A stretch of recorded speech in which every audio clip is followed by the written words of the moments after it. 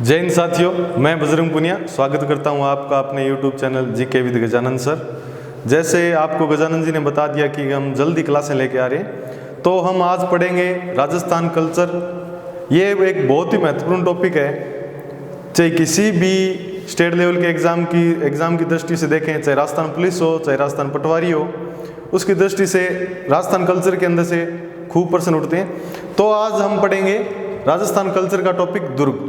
कोशिश करेंगे हम कि ज़्यादा से ज़्यादा टॉपिक को क्लियर करने की कोशिश करें कम से कम समय के अंदर। तो इस वीडियो को ज़्यादा से ज़्यादा शेयर कर दीजिए जिससे ज़्यादा से ज़्यादा विद्यार्थी जुड़ सकें। तो हम स्टार्ट करते हैं राजस्थान के दुर्ग।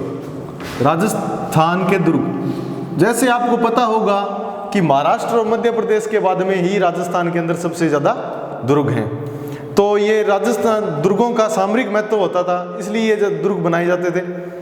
तो इन दुर्गों की क्या विशेषता होती थी, क्यों बनाए जाते थे ये दुर्ग? जैसे राजा और चाहे राजा हो चाहे राजा का कोई सामंत हो, वो इन दुर्गों का निर्माण क्यों करवाता था? एक नंबर, अपने निवास स्थान के रूप में, अपने निवास स्थान के रूप में। दूसरा, आक्रमण के समय अपनी प्रजा की सुरक्षा के लिए, आक्रमण के समय अपने प्रजा की सुरक्षा में, अपनी प्रजा की सुरक्षा के लिए। जैसे आपने देखा होगा चित्तौड़गढ़ का दुर्ग कितने बड़े भूभाग पे फैला हुआ है। हनुमानगढ़ का दुर्ग 52 बीघा के अंदर फैला हुआ है। क्यों? क्योंकि जब भी किसी शत्रु का आक्रमण होता था तो आसपास के गांव की जो जनता थी उनको दुर्ग के अंदर ही शरण दी जाती थी। और वैसे भी राज परिवार है, खूब सैनिक वगैरह होते थे, इन सब कहाँ रहते थे? दुर्गों के अंदर रहते थे। जैसे और 3 नंबर, आक्रमण के समय अपने पशुधन की सुरक्षा के लिए। पहले पशुधन ही होता था, पशुधन की सुरक्षा के लिए। 4 नंबर, अपने खजाने को छुपाने के लिए या फिर अपनी धन संपदा को छुपाने के लिए या उसकी सुरक्षा के लिए। इनके लिए दुर्गों का निर्माण करवाया जाता था, धन संपदा की सुरक्षा के लिए इनके लिए दुर्गों का निर्माण करवाया जाता। तो एक दुर्ग के अंदर क्या क्या विशेषताएं होती थी? एक दुर्ग है, उसके अंदर सबसे महत्वपूर्ण चीजें क्या होती थी वो हम देखेंगे। विशेषताएं किसी दुर्ग की, एक दुर्ग को दुर्ग बनाने के लिए कौन कौन सी विशेषताएं होती थी?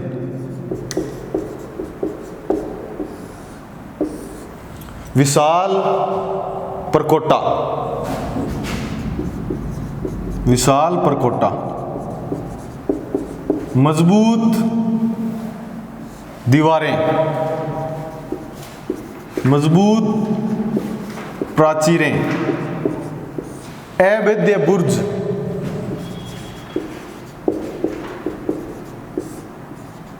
देखा होगा आपने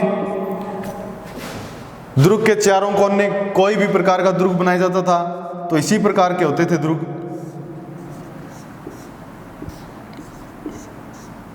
इस प्रकार से दुर्ग बनाए जाते थे। इनको बुर्ज बोलते हैं, जिसके अंदर सैनिक खड़ा रह के बाहर से कौन आ रहा है सबके बारे में पता चल सके। अभेद्य बुर्ज, राजा का निवास स्थान और सैनिकों के लिए भी निवास स्थान, राज प्रासाद और सैनिक विश्राम गृह,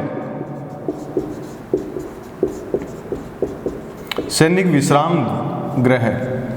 और अन्न भंडार, क्योंकि आपने देखा होगा जिस प्रकार आप दुर्ग पढ़ते हो तो आपने देखा होगा किसी दुर्ग को जीतने के लिए शत्रु सेना को कितने कितने दिनों तक, लगभग 4-4, 5-5, 6-6, 12-12 महीने तक दुर्ग के बाहर डेरा लगा के बैठा रहना पड़ता था। तो उस टाइम दुर्ग के बाहर से तो सामग्री आपूर्ति होती नहीं थी, तो दुर्ग के अंदर ही इन चीजों की व्यवस्था होती थी।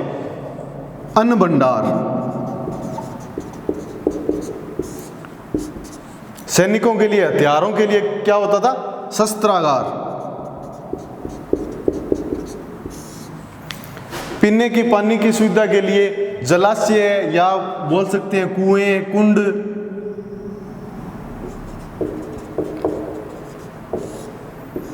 अब जो जिस धर्म के लोग रहेंगे उस धर्म की मंदिर हैं या फिर मस्जिद हैं, मंदिर है, मस्जिद है, गुरुद्वारे हैं, वो बनाएंगे। मंदिर, मस्जिद, जैसे हम पढ़ेंगे तो देखें किस दुर्ग के अंदर कौन सा मंदिर बना हुआ है, कौन सी मस्जिद बनी हुई है। मंदिर, मस्जिद, जलाशय, अन्न भंडार, शस्त्रागार और सुरंगें, गुप्त सुरंगें।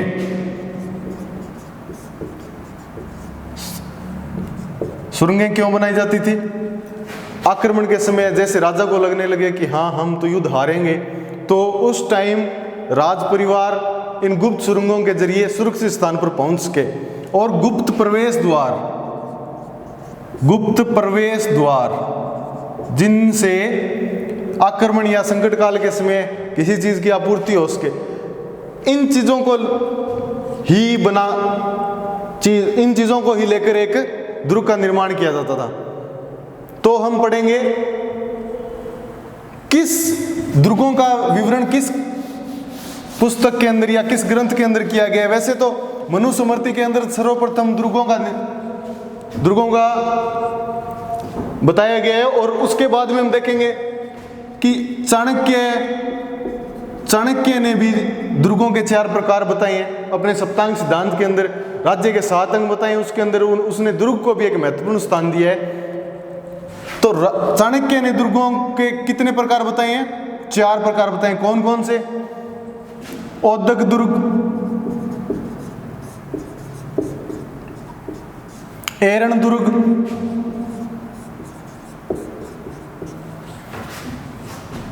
दानव दुर्ग और वन दुर्ग। चाणक्य ने ये 4 प्रकार बताए। औदक दुर्ग जो विशाल जलराशि से घिरा हो, एरण दुर्ग जिसका रास्ता है जो कंटीले पत्थरों झाड़ियों से घिरा हो, दानव दुर्ग जो मिट्टी के टिल्लों से घिरा हुआ हो, और वन दुर्ग जो किसी जंगल या भीड़ के अंदर बना हो, वन दुर्ग कहलाता है। इसी प्रकार आचार्य शुक्र ने भी 9 प्रकार के दुर्गों का वर्णन किया है। शुक्र नीति के अनुसार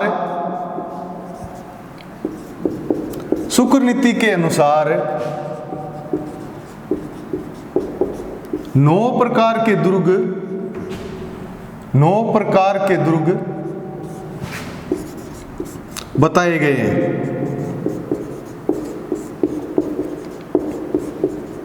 ये पूछा जा सकता है भी कौन सा दुर्ग किस नीति के अनुसार बताया गया है, या शुक्र नीति के अनुसार जितने दुर्गों के प्रकार बताए गए 9 प्रकार बताए गए हैं, तो 5 प्रकार ज्यादा हो गए इससे।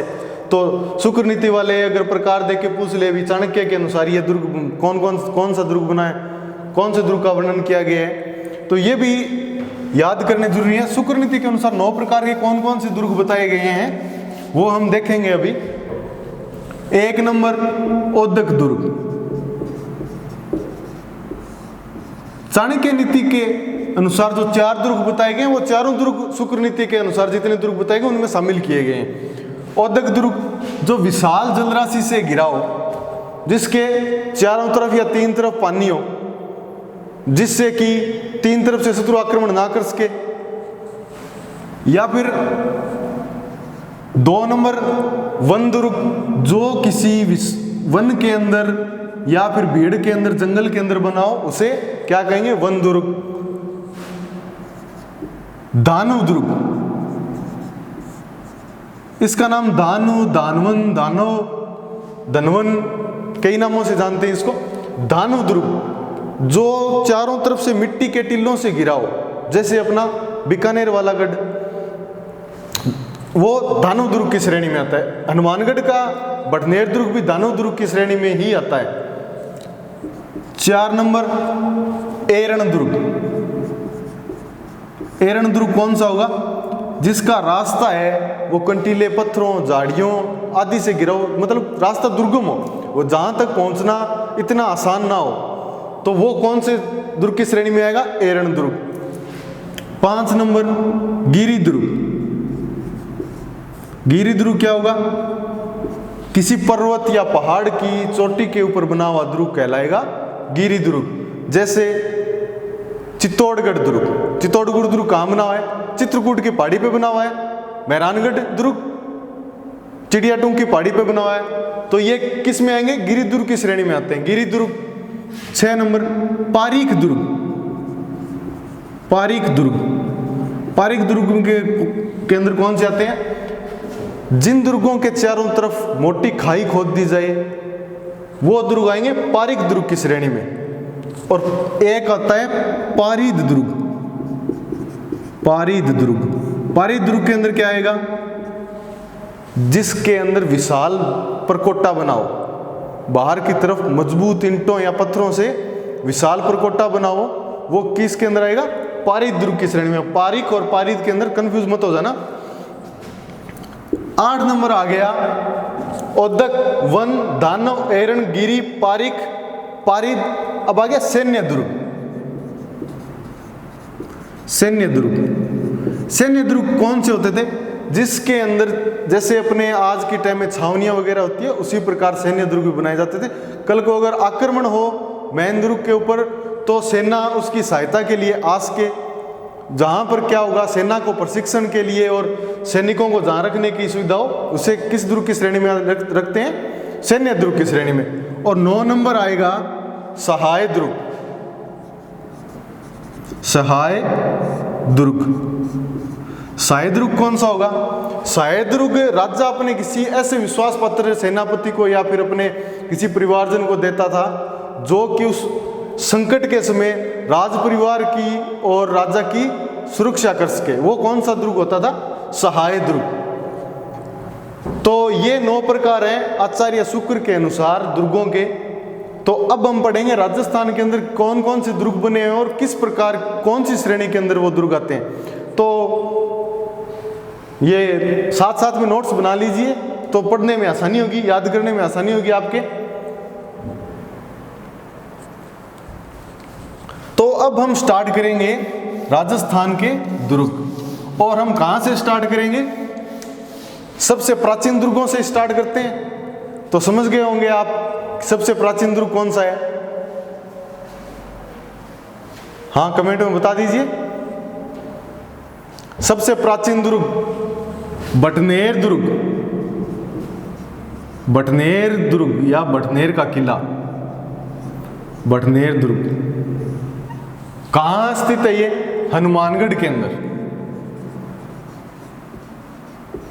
हनुमानगढ़।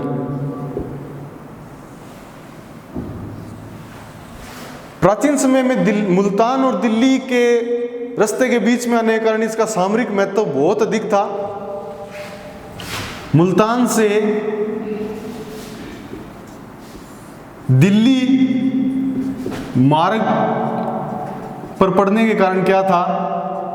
इसका सामरिक महत्व सबसे ज्यादा अधिक था, क्योंकि मुल्तान से जितने भी व्यापारी वगैरह आते थे दिल्ली आगरा के लिए तो क्या है वो अपना डेरा कहाँ लगाते थे? बटनेर दुर्ग के अंदर। क्यों? पहले ट्रांसपोर्ट की इतनी ज्यादा व्यवस्था थी नहीं, तो ऊंटों घोड़ों पशुओं के ऊपर ही आते थे।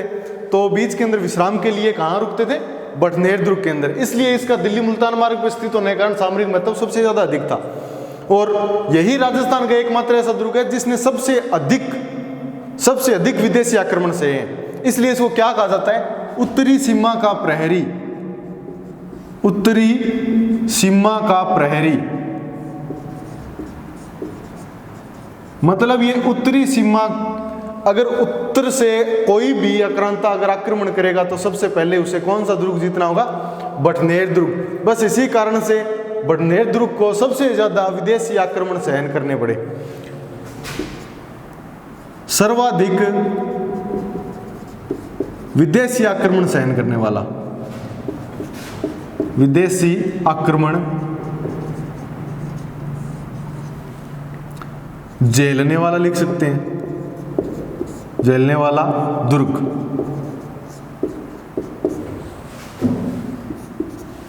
उत्तरी सीमा का प्रहरी सर्वाधिक विदेशी आक्रमण सहने वाला, झेलने वाला दुर्ग। तो ये दुर्ग बनवाया किसने था और ये कहां स्थित है? दिल्ली मुल्तान मार्ग के ऊपर स्थित है। और कौन सी नदी के किनारे है? घग्गर नदी के किनारे यह दुर्ग स्थित है।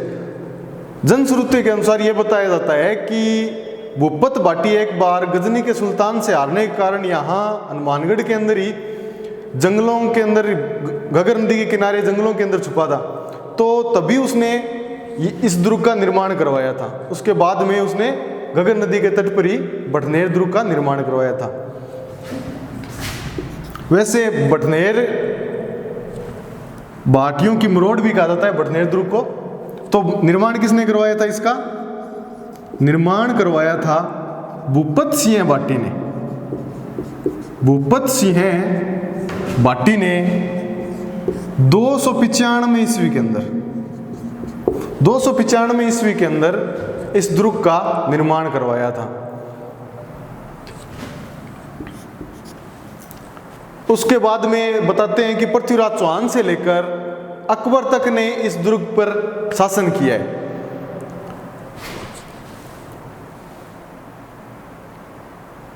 लिख लीजिए ये।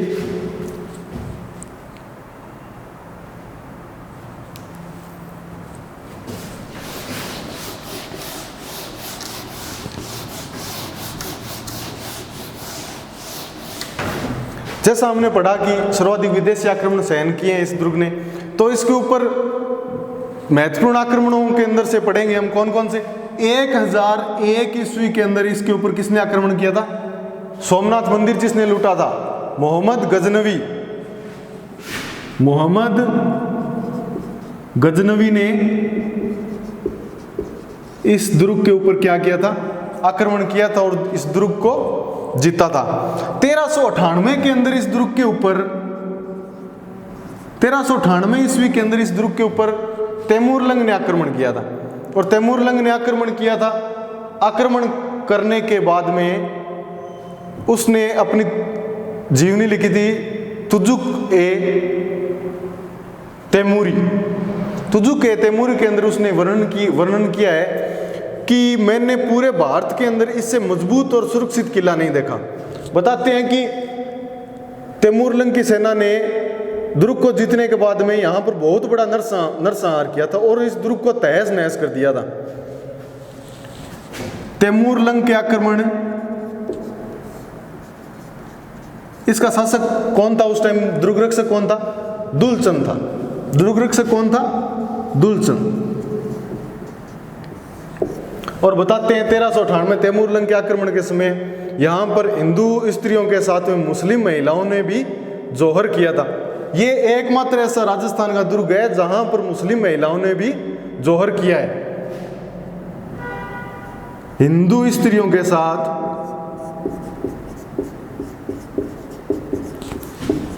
मुस्लिम महिलाओं ने भी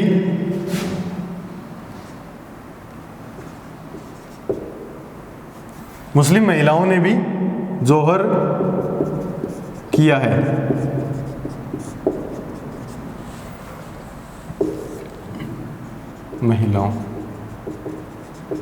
मुस्लिम महिलाओं ने भी जोहर किया है। और इस 1805 ईस्वी के अंदर बताते हैं बीकानेर के शासक सूरत सिंह ने इस दुर्ग पर आक्रमण किया और लगभग 5 महीने तक डेरा डाले रखा। और उसके बाद में मंगलवार के दिन इस दुर्ग को जीता गया। तो उन्होंने इस दुर्ग के अंदर एक, मंगलवार हनुमान जी का दिन होता है, तो दुर्ग के अंदर एक हनुमान जी का मंदिर बनवाया और इस दुर्ग का नाम क्या रख दिया? हनुमानगढ़। और उसके बाद में इस क्षेत्र को भी हनुमानगढ़ के नाम से जाना जाने लगा। 1805 में सूरत सिंह ने आक्रमण किया था इस दुर्ग के ऊपर। और यहाँ का दुर्ग रक्षक कौन था? जाब्ता सिंह भाटी। जाब्ता सिंह भाटी। जाब्ता सिंह भाटी यहाँ का दुर्ग रक्षक था। और 5 महीने तक सूरत सिंह का उसने मुकाबला किया। और 5 महीने के बाद में सूरत सिंह को यहाँ पर सफलता मिली और उसने दुर्ग का नाम परिवर्तित करके क्या रख दिया? बटनेर से हनुमानगढ़। और उसके बाद में तब से लेकर आज तक इसको किस नाम से जाना जाता है? हनुमानगढ़ के नाम से ही जाना जाता है। इस दुर्ग के अंदर क्या क्या चीजें बनी हुई है वो भी देखेंगे। बताते हैं दुर्ग के प्रवेश करते ही प्रवेश द्वार पे एक राजा की मूर्ति बनी हुई है और उस राजा की फोटो बनी हुई है और उसके साथ में 6 स्त्रियों को दिखाया गया है। बताते हैं कि यहाँ का शासक था अब्बे सिंह, उसको अकबर के टाइम के अंदर, जहांगीर के टाइम के अंदर उसको आकस्मिक अजमेर भेज दिया गया और अजमेर के अंदर उसकी मृत्यु हो गई। तो उसकी 6 रानियों ने यहाँ पर जोहर किया था, तो उनकी याद के अंदर वो चित्र बना हुआ है। और यहाँ पर एक हनुमान जी का मंदिर बना हुआ है, हनुमान जी का मंदिर बना हुआ है। शेर खां की कब्र बनी हुई है,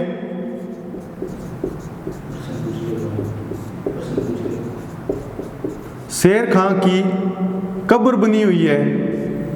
और गुरु गोरखनाथ का एक मंदिर बना हुआ है।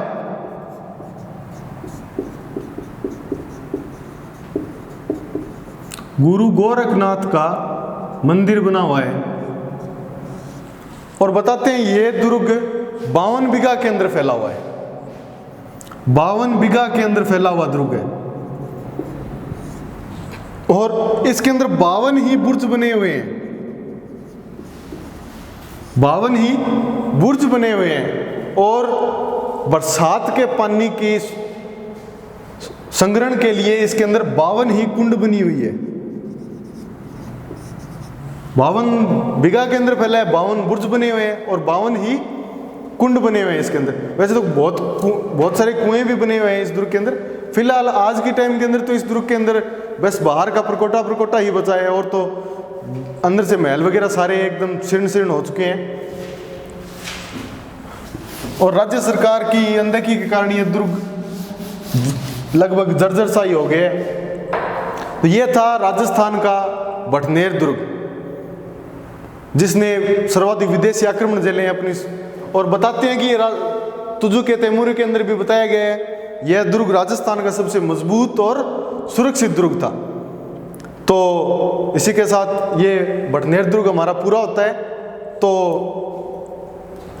ज़्यादा से ज़्यादा इस वीडियो को शेयर कीजिए, जिससे ज़्यादा से ज़्यादा विद्यार्थी जुड़ सकें। और जल्द ही हम राजस्थान के दुर्ग का पार्ट नंबर 2 लेके आएंगे।